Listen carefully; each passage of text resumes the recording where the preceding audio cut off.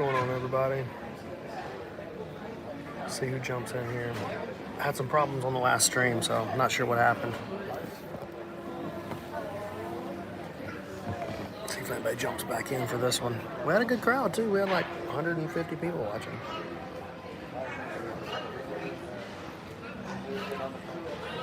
This is Coke Zero. Okay, good, James. Good. Welcome back. This is coming to you live from the Delta Sky Club in Atlanta, Georgia. You know what's up, Turtles? Coke Zero gang chiming in. So listen, if you're not a member of this channel, if you're not a subscriber, definitely make sure you subscribe. I've been going live every day, and that's my plan. I really feel like live is the move for social media moving forward. Maybe not forever, but right now that's where a lot of the momentum is. So jumping in, trying to go live every day. Not always going to have a super interesting show, but I definitely do want to take like the times when I'm in the office and I actually have my studio set up. I definitely want to turn that into like, I don't know, like an Ariel Helwani type show for Jiu-Jitsu. I just feel like I have such a unique position within the community that, like, you know, who else could really do that show? You know, I'm working pretty much every event in the world, it seems like. So, yeah, want to get that going. If you guys got any questions, any things I can help you with, or you just want to chat it up, I got like 2 hours to kill here, man. So let me know. James, just go get you a Coke Zero, dude. It ain't hurting nothing. Go get you one. So yeah, right now I'm on my way, like I was saying in the last stream, I'm on my way to Austin, Texas right now. Short little flight. I'm going to Austin for main character Jiu-Jitsu. And that's Kamoy, my boy Kamoy Anderson. That's his promotion. And it's going down tomorrow. They have an open right now. I think it's actually live on YouTube right now if you want to watch the open. So yeah, they have an open today, and then they have the big tournament tomorrow. The event tomorrow, you'll have to buy the pay-per-view. And it's going to be on fightflix.tv. And Fightflix usually does a pretty good stream. Kamoy's done a good job with this thing, man. I think this is his fourth one. He gets a lot of interest generated. He knows how to get the people moving, even with matches that may not be as high profile as far as, like, you know, big time competitors or whatever. He does a good job of like getting people excited about the matches and stuff, and promoting them on social media. I think main character is a good idea. I don't know if this is like Kamoy's long-term vision to stay with this, but I do think he's one of the guys that's doing a good job, and he's a guy that I trust to treat everybody the right way through his promotion, which I think right now matters more than ever. Turtle says, I think a show like that would be sick. Your insight into the competitive community is really special. Will you be commentating ADCC or CJI this year? So we announced yesterday that I'll be working for CJI. ADCC and Flow, I think particularly Flow. I don't think they really want to work with me, being as I'm so heavily involved with UFC Fight Pass. And those two organizations are,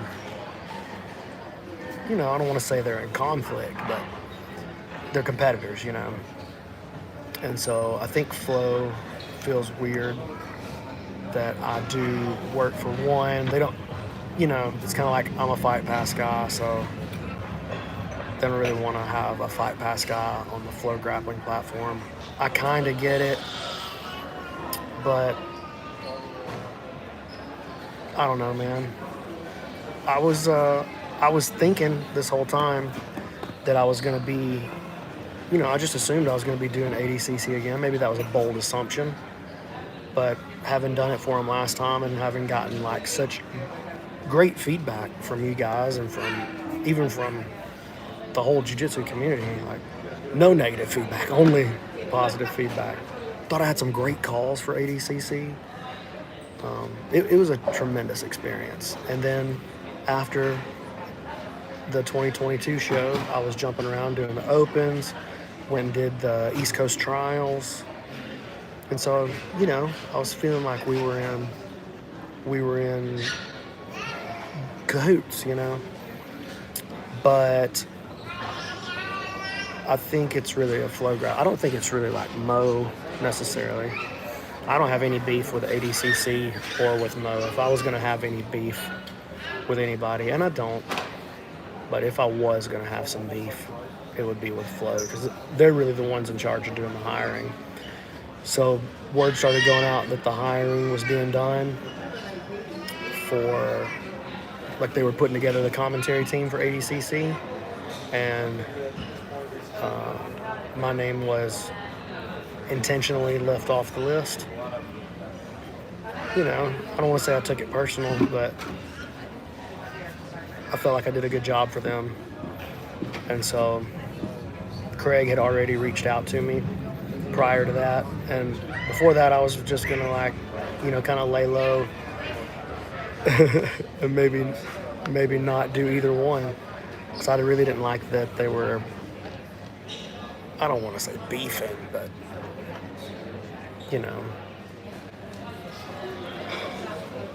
But once I got wind that Flo didn't want me, I was like, oh, well, then you made my choice for me. It's an easy call.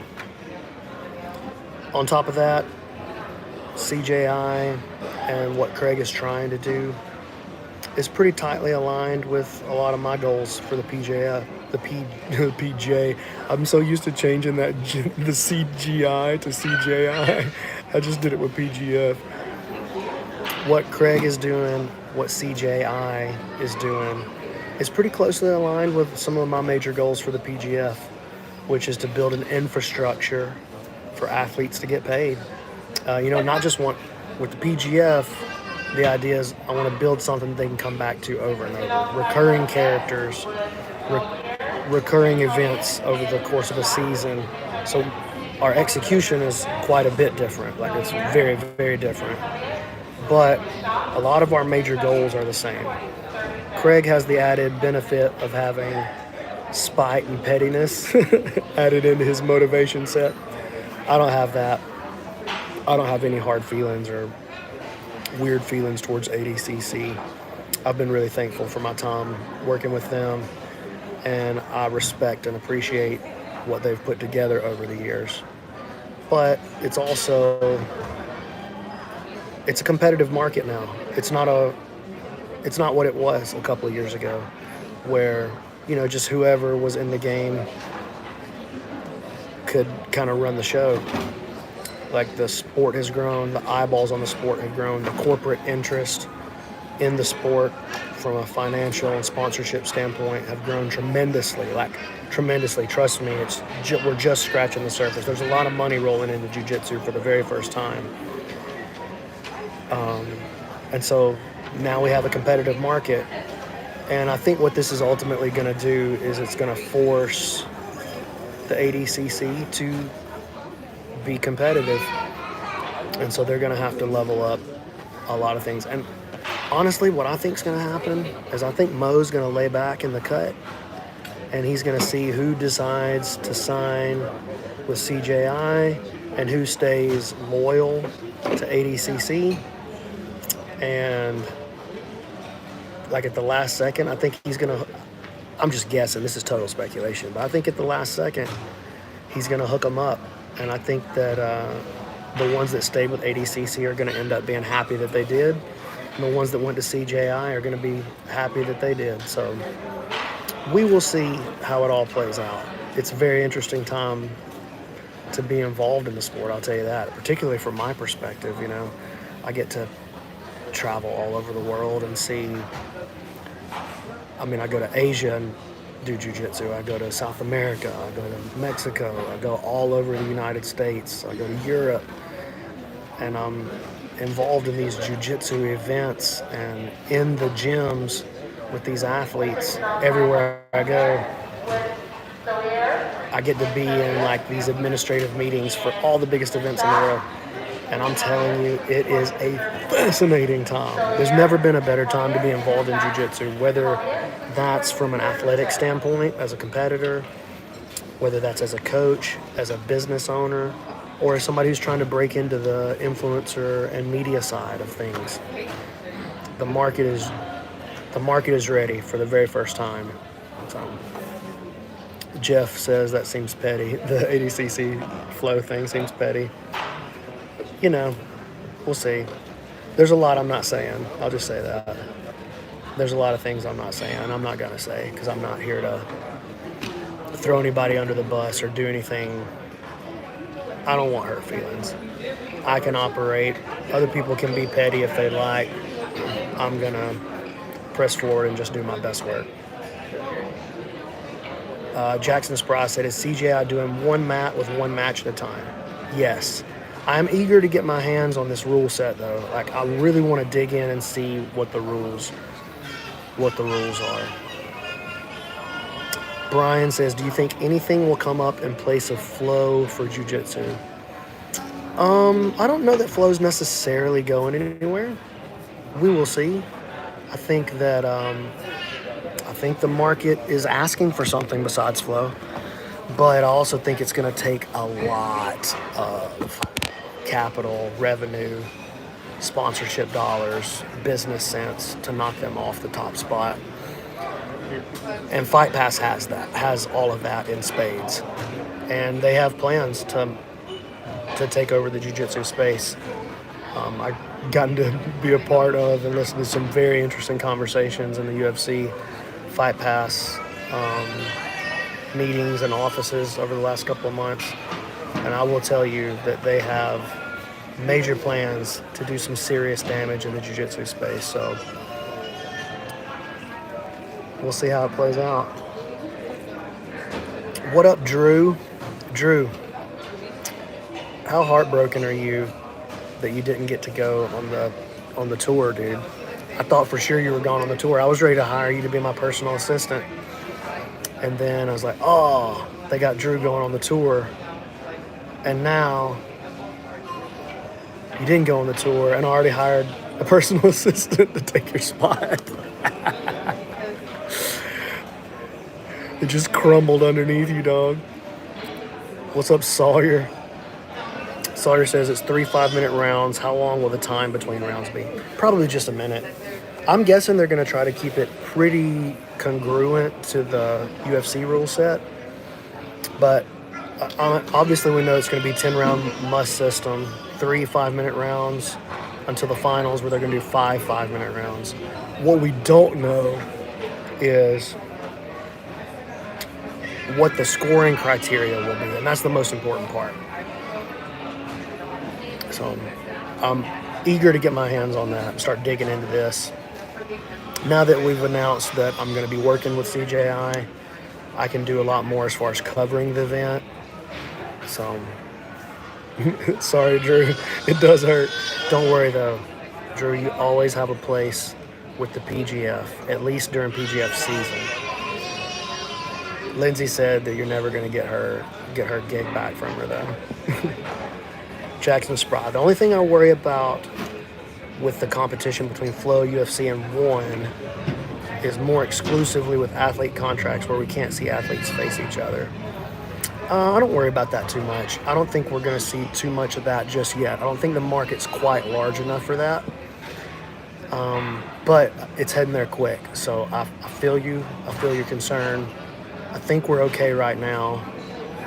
Because even with like the One contracts, they gave special permission to the Rotolos to jump in and do this CJI event, and they were going to let them do 80cc. So that's pretty cool. You know, even though they had the right to probably kill those things. And Drew says you gotta laugh instead of cry. Toxin 616. I hope we can get Eddie to ref a match at CJI. I hope Craig looks into it. Dude, Eddie's actually a pretty good ref. As long as it's EBI rules. As long as it's EBI rules. If he has to do, he does not know any other rules, and he will not learn them. Doesn't care. Couldn't be less interested. Bible Dumb Podcast. What kind of crazy name is that? The PGF was amazing this year. Thanks, dude.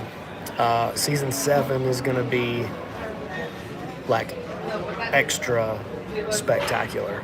So very interested. I think you can be very interested in some of the new stuff that I'm working on for the PGF. I'm always trying to move it forward, always trying to step forward. And my objective is to have basically the NFL of Jiu-Jitsu, not just a one-off show. We want to have a full-blown weekly Jiu-Jitsu. Every Friday night we're doing Jiu-Jitsu. So, we're working there. We're building it with this all compressed into 1 week model right now. Just running our experiments, basically. This is all just like prototyping until I can get to the spot where we got the revenue and the experience to run a weekly show. And I don't know if that'll be, that could look a lot of different ways, but that is ultimately where I want to see it go and where I will take it, because I will win. I will win. Oh yeah, thanks Kai. Kai Johnson's our chat moderator there. He's dumping the links to the PGF qualifiers in the chat right now. So what he just put there is the qualifier for Austin, Texas. That's going to be August the 24th. And now listen, here's the important thing about the PGF qualifiers. As you know, one of my missions is to boost the revenue for the athletes in the sport. And so in keeping in line with that, the spirit of that, the PGF qualifiers are free to enter. It does not, I used to charge to enter them. We're in a position now where I don't have to charge. And so I don't. So if you want to come and put it down, put it on the line for the PGF, let's go, baby. August 24th, Austin, Texas. September 14th, Nashville, Tennessee. September 28th, Las Vegas. All of those are free to enter. It's 205 pounds. PGF Season 7 goes down November 3rd through the 9th in Las Vegas. Tickets, you can't buy tickets. It's invitation only to come and watch. And this is important though. If you bought one of the PGF Season 3 NFTs, some of those do have PGF access, so you will be able to get in if you can show your NFT at the door. Bible Dumb Podcast says great diversity in the athletes. Fun to see Ben Eddy with pressure. Oh, you're talking about the PGF. Appreciate that, man. Thank you. Jackson says I don't like having rounds in any combat sports. Getting stood up out of bad positions every 5 minutes doesn't feel grappler friendly. Yeah, listen, I totally get that, but I also understand that we have to build a product that fans will watch. I was just thinking about a 30-minute jiu-jitsu match right there, and I started yawning. Y'all see that? Some of these jiu-jitsu rule sets are just absolutely trash to watch. Sawyer says, I petition to call the PGF qualifiers PGF open mats. No.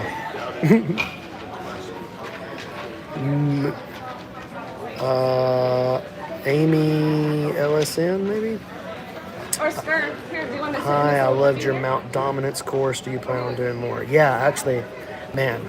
So, just had a meeting on day before yesterday on some very interesting stuff that I'm going to start doing with the membership site. So if you're a member of my website right now, you are going to be very happy with what's about to start happening. It's going to be incredible, dude. It's going to be incredible. When you guys get what we're doing, you're going to freak out.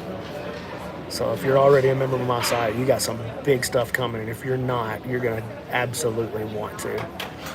Drew Darce, I don't love the rounds either, but I'm optimistic that everything else is going to be dope and I can learn to like rounds. I was super skeptical of the idea of rounds, but after attending AIGA and seeing their execution on it, it was really, really fun. I loved both of the AIGA events that I got to work with in Kazakhstan. So I think it's going to be good, man. It's just not what we're used to. We'll see if it works. And I would like to think that Craig is open-minded enough to go, okay, that, like, if it doesn't work, okay, let's make some changes. But here's what doesn't work, dude, is 15-minute, 30-minute matches with no points, like, not the move, dude. Jay Singh, what's going on? Toxin 616, can you talk about the investment side of jiu-jitsu that's changing, and what do you think caused this rapid change in this space? Man, that is a great question. Bobby 5Gs, yes, I'm talking about BMAC Academy. So if you're a member of my website, there's big changes coming. It's going to be very interesting. You're going to love it. Like, you're going to freak out. You're going to love it. All right, talk about the investment side of jiu-jitsu that's changing, and what do you think caused this rapid change in this space? Well, I think that it really started with ADCC and Gordon becoming such a draw for the people that were in the sport. So I think the first thing that happened is that ADCC and Gordon made people who were already in the sport interested in watching, okay? And then from there, other personalities started to grow. A lot more people in the jiu-jitsu space understand how to use their social media correctly now. There's competitors coming into the space, Flow Grappling, UFC Fight Pass moving into the space. Like, don't underestimate what a giant deal that is. Like, that's a huge deal. Like, it's the biggest name in the history of combat sports, and they're all in on jiu-jitsu. So that's a huge deal. And that makes it way easier to go and attract investments, go and attract sponsors, go and attract sponsors.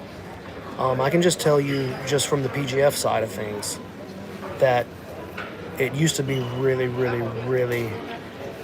difficult for me to talk to somebody about a $2,000 sponsorship. Like, trying to get $2,000 off of a company felt impossible. But I can tell you, I don't want to tell you what our budget is for a PGF Season 7, but I can tell you it's multiple hundreds of thousands of dollars. I mean, think about it. Just the prizes that we're giving out alone is over $150,000. Much less putting on the event, much less flights, hotels, car rentals, all the other stuff we got to do. So it's multiple hundreds of thousands of dollars, and it doesn't seem like it's going to be an issue for us to raise that money. And a lot of that's built on, you know, the reputation that we've started to establish. But a lot of it is that the landscape of the sport is just in a totally different place than it's ever been. So that's there's a lot changing. So not just are the eyeballs of the people who participate in jiu-jitsu on the sport, but there are promotions now that are but they're making it more friendly for people who don't really participate in the sport to jump in and watch. And I think the PGF actually leads the way in that. I guarantee you we have more people that don't do jiu-jitsu that watch the PGF than any other promotion, 100%. UFC Fight Pass Invitational is probably number 2 just because it has so much attachment to the UFC, and so it's a natural tie-in. But we have people who don't watch the UFC or watch jiu-jitsu. They're just somebody's mother-in-law, or they're just some dude who randomly started watching it off of the YouTube live stream. We have tons of people. I get messages from somebody like that literally every day, telling me how much they love the PGF and that they would love to start training because we've exposed them to jiu-jitsu. So that's a big deal. And I think that, we're really the first event, like major event, to put all of our stuff for free on YouTube. And that's a big deal, man. Like, if you're hiding behind a paywall, maybe I shouldn't use the word hiding, but if you're putting your event behind a paywall, I mean, think about it. How many people can actually see it? And if it's limited to the number of people, let's say there's 1 million subscribers to UFC Fight Pass or to Flow Grappling. Let's say Flow Grappling has 1 million subscribers. That's pretty awesome. But that limits your potential audience to 1 million, okay? And then you got to count on those people stopping in and watching your one-time events. You got to do all this promotion just to get them to watch it. And then, I mean, you're probably limited to 20% of your signups as your actual consumers. So how many people actually watch those events versus doing it free on YouTube? The PGF had 1.2 million viewers across the regular season for season 6. Listen to that number. 1.2 million viewers. How much more attractive is that to a potential sponsor? They get exposure for 4 hours a night, 7 nights in a row, versus to the public, to the free to watch public, versus 20,000 people, 50,000 people that can watch what's hiding behind a paywall for a one night event. 50,000 people one time, or 1.2 million across 6 days. Which would you, if you owned a brand, which would you rather do? The one who was pushing the sport out for free to casuals, or the one that was built to stay behind a paywall and only appeal to the nerdiest nerds of the sport? It's a no-brainer. So what's changing in the sport? That's one of the big things that's changing in the sport, is we're making it available. No sports league hides behind a paywall. They may have parts of their season, parts of their content that's behind a paywall, but the NBA is free to watch. The NFL is free to watch. Baseball is free to watch. All of these things are out there on network television so that people can consume them. And that's super, super important if you want, 1, sponsorship money, and 2, rabid viewership and fandom. So that's an obvious no-brainer. Hiding behind the paywall, that might keep your promotion going for a little while, but ultimately you're selling out your long-term health of your organization for short-term benefit, and not much short-term benefit. You're just grabbing as much of a bag as you can and then hoping you can grab a bag on the next one. Whereas if you set yourself up and grow slow over time, you're gonna have the opportunity to build actual viewership, actual committed fans into your organization. All right, what's up, Cruz Hooper? Drew Darsh, we're definitely getting signups from our gym from folks that are watching Jiu-Jitsu already that don't train. Yes, that's happening all over the country. It's happening at our gym as well. Jackson says trial class randos might not come back to actually train, but they will watch Matt Elkins hit a wrister on PGF. And they do, and they message me. Drew says there's an exponential difference in this. Yes. Chris K, I'm okay with paying a little bit, but the yearly only option for $150 is ridiculous. Yeah, and there's ways to work around that. And Drew, you're mentioning the monthly option as well. There's ways to work around that, but you kind of got to like be in the know. You know, that you got to know that you can go sign up for like Flow Bowling or Flow Cheer for $10 a month. But if you're part of the Flow network, then you get all of the Flow products included in that. People don't know that, but you can probably do $10 a month for Flow. So go give it a run. Toxin 616, thanks mate. Great insight into what happens behind the scenes and the analytical side of the sport. Listen, dude, I love this stuff. And, you know, we've done 6 seasons of PGF. So from a promoter standpoint, I don't even really consider myself a promoter, but I guess really I am a promoter. But from a promoter standpoint, I'm pretty new to the game. What you got to remember is that with the PGF, we do multiple broadcasts every season. So let's just say we do 6 broadcasts every time we do a PGF. That means that we've already done 36 broadcasts. EBI just had EBI 21. Now think about that for a second. We've done 15 more broadcasts than EBI, and that's if you're only counting us for 6 per season. For season 1 and season 2, we did way more than that. We did like 12 per for those seasons. That also doesn't count our qualifiers, which we do multiple of each season. It doesn't count our draft, the combine work that we've done. So, Chris says Flo's production quality is low. I don't know if I would say that. It's not at the upper end of like a UFC Fight Pass Invitational for sure, but it's not bad. It's not bad. It is hard to believe that it is what it is considering how much they charge everybody. I will give you that. But I wouldn't call it low end. And again, they've got Sean Williams on commentary. He's one of my favorites ever. Kai Johnson says, speaking of monthly options, you can join the membership channel right here on YouTube for as little as $1 a month.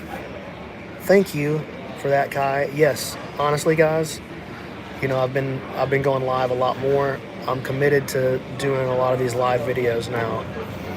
So I'm gonna be trying to go once a day at least live. I feel like this is the way to really push the channels forward.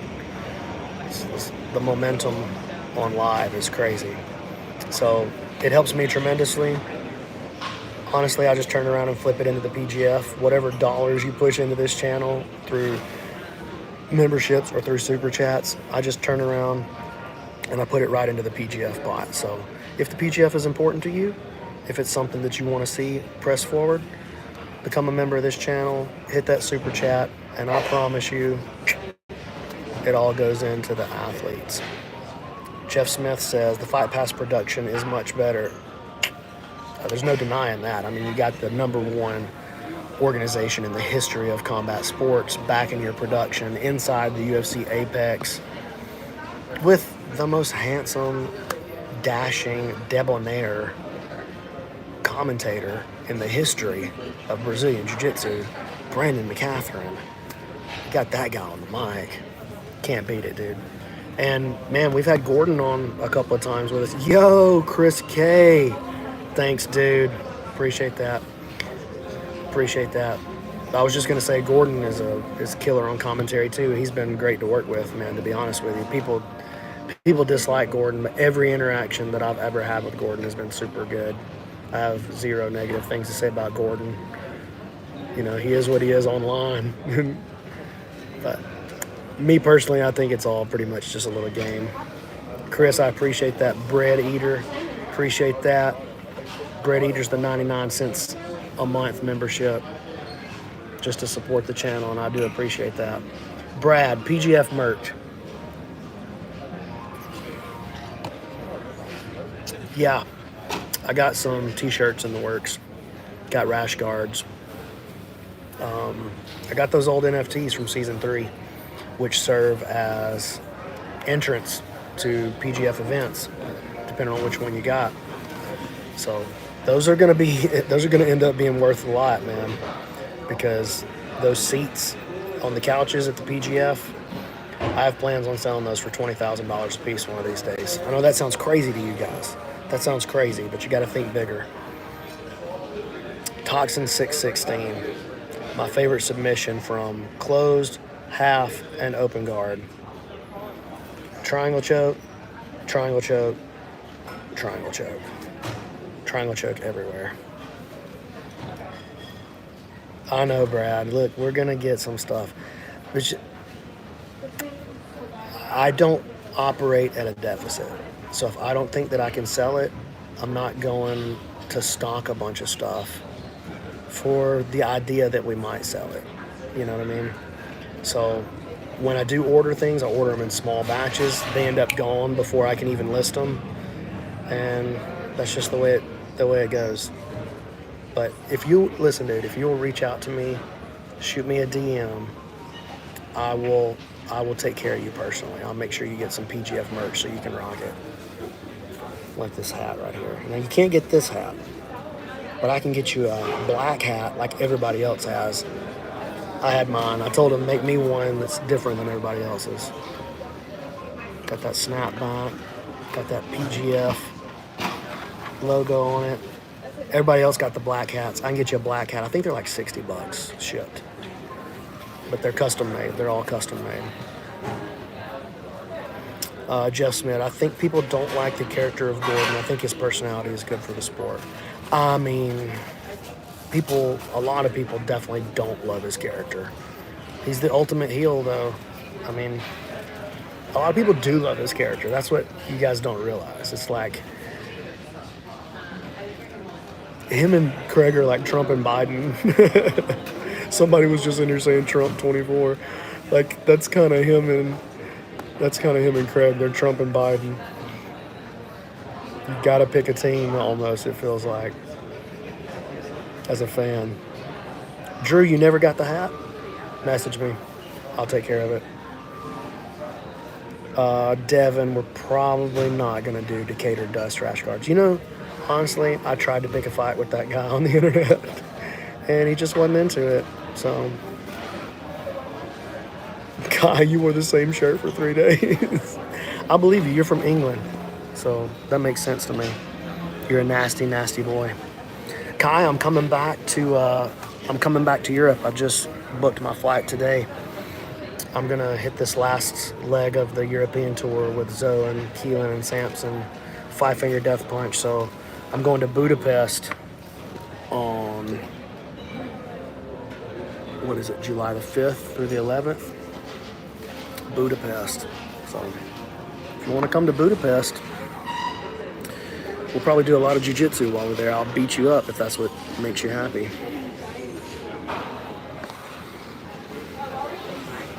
Let's see. Brandon, who are your favorites? This is Consciousness of Kane. Brandon, who are your favorites for minus 80 and over 80 on CJI? Minus 80, Ty Rotolo is my favorite. And my second favorite would be Cade Rotolo.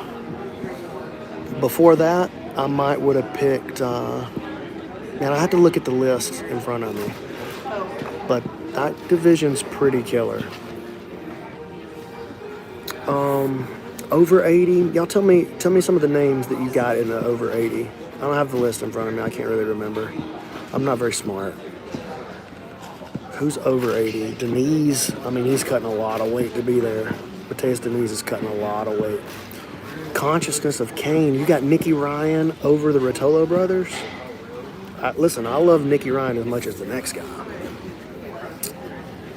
That's a step out. That's a step out. What time is my flight? I don't even remember. I'm just sitting here chilling at the Sky Club. I really need to check and see what time this flight is. You guys hold on just 1 second. All right, I still got an hour before we start boarding. Actually, a little over an hour.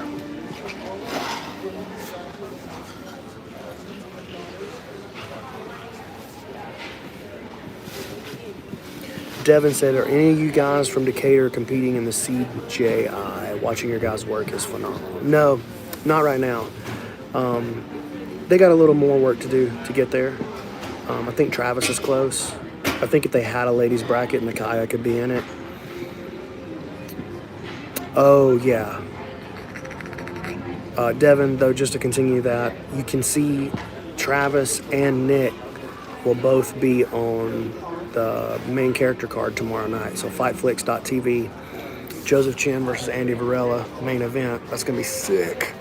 Both those guys are absolutely on fire. Matchup is coming at the right time.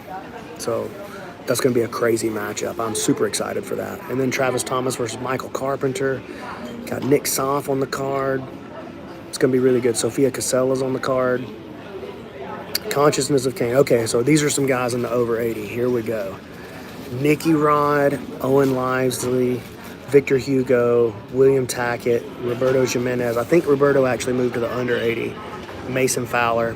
I'm taking Victor Hugo as my favorite in the over 80. I think that it's got to be him. Who else are you picking? Nicky Rod, It's a good pick. He's done really well, and he tends to be really good in tournaments. But Hugo beat him last time they met. I think Victor Hugo's the best guy in the world behind Gordon at that weight. So I'm going Victor Hugo. Tonks 616. What do you think about the pit wall setup from Karate Combat making its way into the sport? Interested, you know. The thing that concerns me about it is how are people going to practice if they don't have a pit wall, a matted, angled wall in their gym? And so I think for that reason, it may be difficult for it to catch on, which will make it difficult to make that the playing surface for the true professional league. Keelan is pushing me to do the pit for PGF, and actually that was an idea that we had before PGF 1, like when we were just forming PGF. We were like, we should have like a bowl that they fight in, and we were thinking about like how could we do that, but ultimately it was just like cost and time prohibitive, and especially at the budget that we were working with during the first couple of seasons of the PGF, and then we kind of dropped it. Then Karate Combat brings it in, we're like, that's cool. Then they start doing grappling matches in it. Okay, that's really cool. Yeah. Do I think it's the right surface? Yes. Do I think it's the right choice for the sport? I don't know. And my hang up is like people have to have a wall in their academy, like under those specific dimensions and that specific angle to be able to practice on. That makes me worried that it won't really catch on, that it'll always just be a novelty. And maybe that's okay too. But I don't have anything critical to say about it. I think it's really cool. And it's already produced some really cool moments. What's my favorite EDC gun? I don't even know what that means, dude. Yeah, Drew, absolutely. Check out Travis and Scaff. They got a new Patreon. Matt Scaff, my first black belt. Gave him and Sean Applegate their black belt on the same day. They were my first black belts. And Travis is probably our top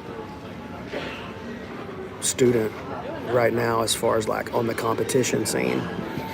So they're doing a Patreon together where they're breaking down footage. It's very interesting. It's $10 a month. Definitely check it out.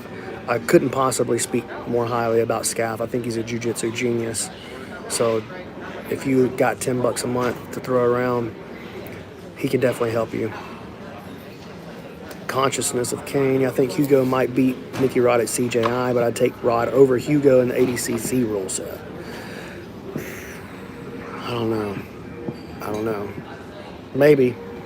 It's hard for me to pick against Nicky Rod because I do like his style and I think he is a absolutely phenomenal competitor. But I don't know. Kai Johnson hitting that bread. If you're a member of the channel, you got those bread emojis. Y'all know you want to be a bread eater. Remember, all the members of this channel, all that money, any super chats, I just turn around and flip it into the PGF. So if you like the PGF, if you want to just do your little part to support athletes, to support our athletes and our organization specifically, join the channel. No shame. Brad says he loves the pit. I think the pit's super cool. I do like watching it. Brad says make the pit asphalt. That is probably a poor idea. That one's probably substandard. Let's see. Drew says I like it as a semi-regular event, but I don't know if it should be the default sporting surface. That's the issue that I really see. Like if you're gonna have the objective of like moving the sport forward, like in a broad global way, then you have to think about the playing surface. I think that's really important. So yeah. Jeff Smith says Craig said on Rogan that Nicky is missing 95% of his meniscus. Talking about Nicky Ryan, I guess. Yeah. Crazy. Yeah. 100% Drew, Jeff. Appreciate that. Bread eating. What's up, Nathaniel Grimes, chiming in from Alaska. Consciousness of Kane. Brandon, if you never found jiu-jitsu, what do you think you'd be doing day to day as a hobby? Well, I've been a musician my whole life. So twice as long as I've been doing jiu-jitsu, I've been playing music. And I would still play a lot more if I had time. So it's one of the regrets I have of being so busy and traveling so much is that I don't get to spend as much time playing music as I want. I've been saying I was going to release a acoustic album for the last 5 years, but I haven't worked on it at all. And I don't love death metal. That's not true, Kai. I love Zoe. And so I go hang out with Five Finger Death Punch. But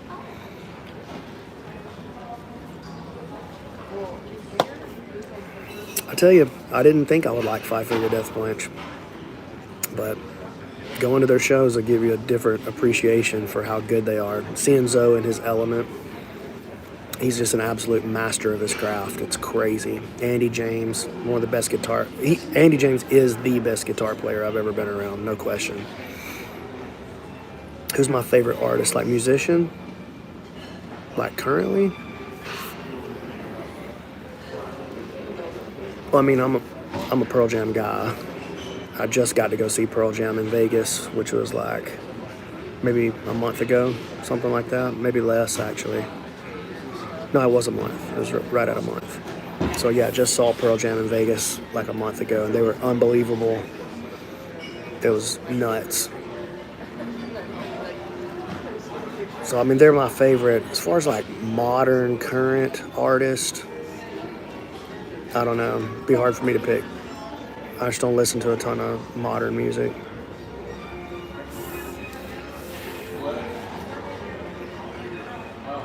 Midland said my tutorials are perfect for gi. That's news to me. I roll in the gi every now and then. I'm gonna get my gi in the black belt eventually. I like working with Carlos Machado. I like learning from him. He's got a lot of interesting things. He's got that cool old man style, like ultra efficiency. So I'm looking forward to earning my black belt from him eventually somewhere down the line.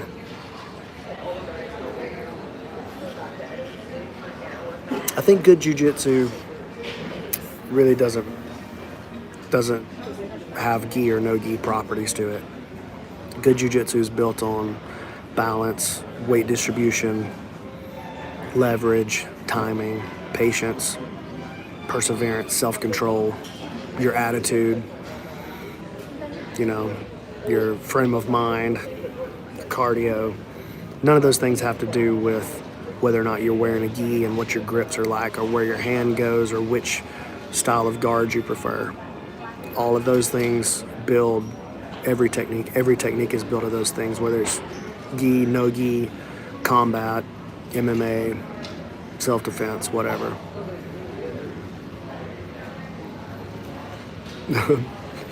Shout out my new ice cream van.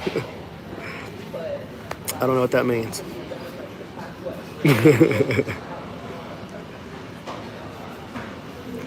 And Kai grabbed it up and deleted it, whatever it was. Oh yeah. I think that's just the fancy. It does look like stacks of toilet paper.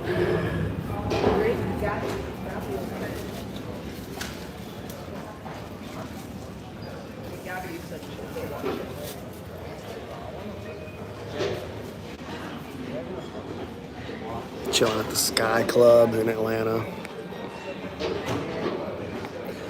Atlas 93, what are my thoughts on the rear naked choke? Is it unbeatable? I mean, if it's locked in, it's pretty hard to beat.